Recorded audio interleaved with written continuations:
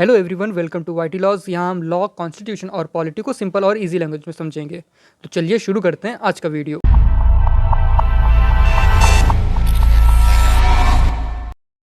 Imagine करो अगर किसी कंट्री में कोई रूल्स ही ना हो, गवर्नमेंट जो चाहे वो करे, पुलिस किसी को भी बिना रीज़न जेल में डाल दे, इलेक्शंस कभी भी कैंसिल हो जाएं, कियोस होगा ना। इसी कियोस को रोकने के लिए हर डेमोक्रेटिक कंट्री के पास होता है कॉन्स्टिट्यूशन।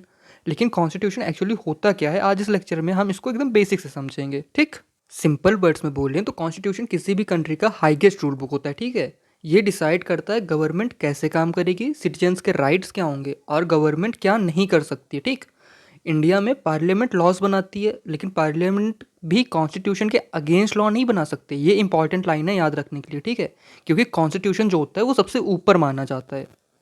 देखो, अगर कॉन्स्टिट्यूशन ना हो तो गवर्नमेंट के पावर्स अनलिमिटेड हो सकते हैं, सिटीजन के राइट कभी भी रिमूव किए जा सकते हैं ना।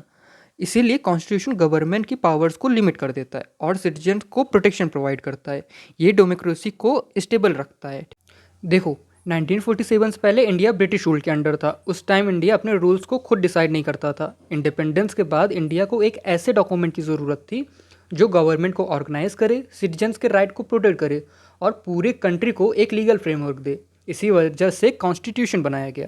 इंडियन कॉन्स्टिट्यूशन को कॉन्स्टिट्यूएंट असेंबली ने प्रिपेयर किया था। ड्राफ्टिंग कमेटी के चेयरमैन थे doctor B R Ambedkar. Constitution को लगभग बनाने में 2 साल 11 महीने और 18 दिन लगे थे।